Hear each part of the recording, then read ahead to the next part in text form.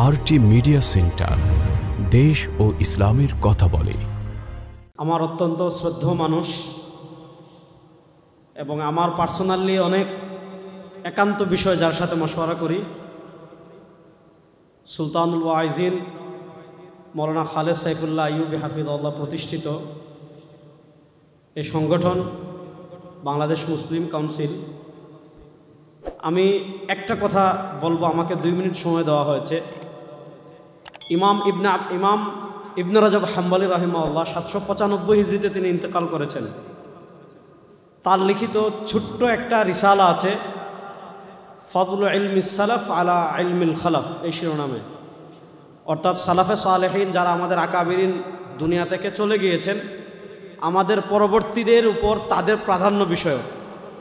সেখানে খুতবায় তিনি একটা কথা বলেছেন, ফাইন্না ফাদলা ইলমিস সালাফ আলাল খালাফ কাফাদলিন নূরি আলা যুলমা ওয়া কাফাদলিল ইয়াকিনি আলা যন্নি। সালাফে সালেহিন আমাদের আকাবিরিন যারা চলে গিয়েছেন, তাদের প্রাধান্য আমাদের উপর কার মতো? অন্ধকারের উপর আলোর প্রাধান্য যেমন, ধারণার উপর ইয়াকিনের প্রাধান্য যেমন, সালাফে সালেহিনের প্রাধান্য আমাদের উপর তেমন। ইমাম ইবনে রাজব হাম্বলী রাহিমাহুল্লাহ সালাফে সালেহিনের একটা বিশেষ বৈশিষ্ট্য সে কিতাবে বলেছেন, সেটা হলো ওয়াহাদু কালিমাতাহুম ওয়া কানাত উম্মাতাম ওয়াহিদা।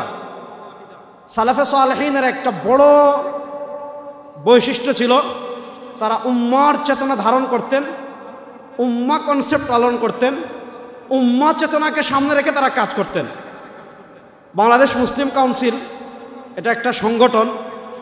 এই সংগঠনের কাছে আমার একটা ছোট্ট অনুরোধ থাকবে, ছোট্ট জায়গা থেকে, এটা যেন গতানুগতিক, আমাদের তো অনেক সংগঠন আছে, এরকম না হয়, বরং উম্মা কনসেপ্টকে ধারণ করে, উম্মা চেতনাকে ধারণ করে, উম্মার কল্যাণে বাংলাদেশের যে আমরা বলি এক বিশাল সংখ্যক মুসলিম আছে, এই পুরা মুসলিম কনসেপ্ট ধারণ করে, তারুণ্যকে ধারণ করে উম্মার স্বার্থে আল্লাহ যেন এই সংগঠনকে বুদ্ধিবৃত্তিক গঠনমূলক কাজ করার তৌফিক দান করেন। আমি জাতীয় উলামা শাইখ আইম্মা পরিষদের একজন ছোট্ট দায়িত্বশীল। জাতীয় উলামা শাইখ আইম্মা পরিষদ বাংলাদেশে উম্মা কনসেপ্টকে ধারণ করে, উম্মার চেতনাকে লালন করে কাজ করে যাচ্ছে। আমি বাংলাদেশ মুসলিম কাউন্সিলকে তাদের পথ চলার জন্য আমি জাতীয় উলামা শাইখ আইম্মা পরিষদের পক্ষ থেকে শুভকামনা করছি। আল্লাহ তাআলা এই সংগঠনকে আবাদুল আবাদ উম্মা কনসেপ্ট ধারণ করে কাজ করার তৌফিক দান করুন। আসসালামু আলাইকুম। 313 মাশায়েখে বাংলাদেশ গ্রন্থের মোড়ক উন্মোচন উপলক্ষে আজকের আয়োজন। আমি মনে করি মাওলানা খালেদ সাইফুল্লাহ আইয়ুবী আমাদের আকাবির আসলাফদের যে ঋণ আছে আমাদের উপরে, কিছুটা ঋণ পরিশোধ করবার চেষ্টা করেছেন। আমি খোলামেলাই বলি, আমাদের একটা ব্যর্থতার জায়গা আছে, সেটা হচ্ছে জাতির কাছে আমরা আমাদের বড়দের, আমাদের আকাবিরদের, আমাদের মাশায়েখদের পরিচয় করিয়ে দিতে পারি নাই। এটা আমাদের ব্যর্থতা। ফলে আমাদের বড়রা বড় জায়গায় আসীন হতে পারেনি বলে আমরা নিজেরাও মানুষের চোখে ছোট জায়গায় অবস্থান করছি। বাংলাদেশের আকাবির, বাংলাদেশের ওলামা মাশায়েখগণ রাজনীতি, অর্থনীতি কিংবা সামাজিক আন্দোলন, সুষম অর্থনীতি প্রতিষ্ঠার আন্দোলন, ন্যায় বিচার প্রতিষ্ঠার আন্দোলন, স্বরাষ্ট্র পররাষ্ট্র সমস্ত নীতি বিনির্মাণে আন্দোলন সংগ্রাম এবং শিক্ষাগত যোগ্যতায় কোথাও আমাদের আকাবির আসলাফ ওলামা মাশায়েখরা পিছিয়ে নাই। কিন্তু আমাদের ব্যর্থতা হচ্ছে আমরা আমাদের আকাবিরদেরকে সেইভাবে জাতির সঙ্গে পরিচয় করে দিতে পারিনি। আমি অনুরোধ করব, এই যে এমন একটা উদ্যোগ, আমরা যেন ব্যাপকে উদ্যোগ নিতে পারি। আল্লামা মুফতি আমিন রাহিমাহুল্লাহ একটা কথা আমাদের বারবার বলতেন যে আমাদের ভারতের আকাবির যারা, তাদেরকে পরিচয় করে দেওয়ার জন্যে মধ্যপ্রাচ্যের সাধারণ মানুষ এবং ওলামাদের কাছে আমাদের আকাবিরদের অনেক অনুজ এবং অনেক শিষ্য যথেষ্ট কাজ করেছেন। কিন্তু বাংলাদেশে আমাদের আকাবির যারা, বাংলাদেশে শীর্ষ ওলামায়ে কেরাম যারা, আমি তো পরিষ্কার বলি, আজকে অনেক টকশো কিংবা মিডিয়াতে আমাদেরকে ছোট্ট করে কথা বলা হয়, অথচ আমি নিজে অনেক টকশোতে গিয়ে দেখেছি আমার সঙ্গে 3, 4, 5, 6 জন পর্যন্ত জেল শিক্ষায় শিক্ষিত, কথা বলতে গিয়ে ওদের কাপড় নাপাক হয়ে গেছে। অথচ আমরা যখন টকশোতে যাই না, আমাদের নেওয়ার মতো সাহসও হয় না, আর সব জায়গায় যাইও না।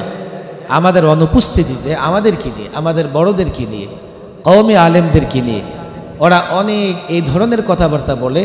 আমি মনে করি তারা আমাদের অবস্থা, ওলামা ইকরামের অবস্থা তারা জানে না, এবং আমাদের ব্যর্থতার জায়গা আমরা তাদেরকে জানাতে পারিনি। আমাদের এই উদ্যোগ নেওয়া দরকার, আমাদের বড়দেরকে আমাদের তাদের চিন্তা ভাবনা এবং তাদের কর্মজীবনও জাতির সামনে তুলে ধরা দরকার। আল্লাহ তৌফিক দান করুন। রব্বিল আলামিন ওয়াসসালাতু ওয়াসসালামু আলা সাইয়্যিদিল মুরসালিন ওয়া আলা আলিহি ওয়া আসহাবিহি আজমাইন, আম্মা বা'দ। قال الله تبارك وتعالى والذين آمنوا واتبعتهم ذريتهم بإيمان ألحقنا بهم صدق الله العظيم। বাংলাদেশ মুসলিম কাউন্সিলের উদ্যোগে সুলতানুল ওয়াইজিন মাওলানা খালেদ সাইফুল্লাহ আইয়ুবীর নির্দেশনা এবং পৃষ্ঠপোষকতায় 313 মাশায়েখে বাংলাদেশ এই বইয়ের মোড়ক উন্মোচন উপলক্ষে আয়োজিত আজকের এই মহতী অনুষ্ঠানের মজলিসের উপস্থিত মাশায়েখে বাংলাদেশ বর্তমান এবং অনেক তরুণ ওলামায়ে কেরাম, আমরা মাওলানা খালেদ সাইফুল্লাহ আইয়ুবী যে কার্যক্রম শুরু করেছে 313 মাশায়েখ বাংলাদেশ, তাদের এই জীবনী গ্রন্থ আমরা পড়ার সাথে সাথে আল্লাহর কোরআনের নির্দেশনা অনুযায়ী তাদের জীবনকে নিজেদের জীবনে ধারণ করব, তাইলে আমাদের পরিপূর্ণ সফলতা দুনিয়া এবং আখিরাতের জন্য সাব্যস্ত হবে। আল্লাহর কোরআন এটাই বলছে, ওয়াল্লাযীনা আমানু ওয়াত্তাবাআতহুম যুররিয়াতুহুম বিঈমান।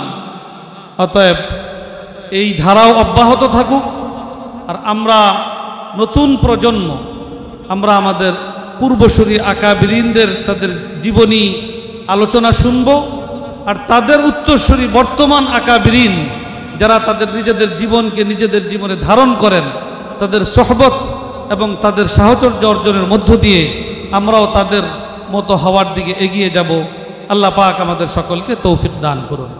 والذين جاءوا من بعدهم يقولون ربنا اغفر لنا ولإخواننا الذين سبقونا بالإيمان ولا تجعل في قلوبنا غلا للذين آمنوا ربنا إنك رؤوف رحيم. وعن معاوية بن أبي سفيان رضي الله تعالى عنه قال سمعت النبي صلى الله عليه وسلم يقول من يرد الله بخير يفقهه في الدين وإنما أنا قاسم والله يعطي ولن تزال هذه الأمة قائمة على أمر الله لا يضرهم من خذلهم حتى يأتي أمر الله. সম্মানিত সুধীবৃন্দ, উপস্থিত সম্মানিত অতিথিবৃন্দ, আমাদের মাননীয় ধর্ম উপদেষ্টা এবং বিশেষ করে আমাদের পাকিস্তান থেকে আগত জনাব মোহতারম বিদগ্ধ আলেম দ্বীন শেখ আল্লামা মাওলানা তারিক মাসউদ হাফিজাহুল্লাহ তাআলা और दीगर उलमा इकराम এবং আমার তরুণ প্রজন্মের ভাইরা, আমাদের অত্যন্ত স্নেহভাজন এবং শ্রদ্ধেয় আমাদের ভাই জনাব খালেদ সাইফুল্লাহ আইয়ুবী, যার সাথে আমাদের কারাগারের অনেকগুলো ইমান দীপ্ত স্মৃতি যার সাথে বিজড়িত, কাশিমপুর কারাগারে এবং কেরানীগঞ্জ কারাগারে। আমি তার বইয়ে যে শিরোনাম, সেখানে যে তিনি 313 শব্দ এই সংখ্যাটা তিনি উল্লেখ করেছেন, আমি মাত্র কয়েকদিন আগে হজ থেকে এসেছি। আমার সর্বশেষ যেটা ভ্রমণ ছিল সেটা ছিল বদরের ময়দানে গিয়েছিলাম, এবং সেখানে 313 জন সাহাবী কীভাবে সেই সময়ের আরব আধিপত্যবাদের বিরুদ্ধে লড়াই করেছিল সেই সংগ্রামের চেতনার সাথে নিয়ে আসছি, এবং ওখানে দাঁড়িয়ে আমি কোরআনে কারীমের আয়াতগুলো তেলাওয়াত করেছিলাম। সেটা একটা ভিন্ন অনুভূতি ছিল। তা আমাদের যারা আকাবেরদের কথা কিন্তু উল্লেখ রয়েছে, আলহামদুলিল্লাহ এদের মধ্যে শীর্ষ অনেক আকাবেরদের সোহবত পাওয়ার সুযোগ হয়েছে।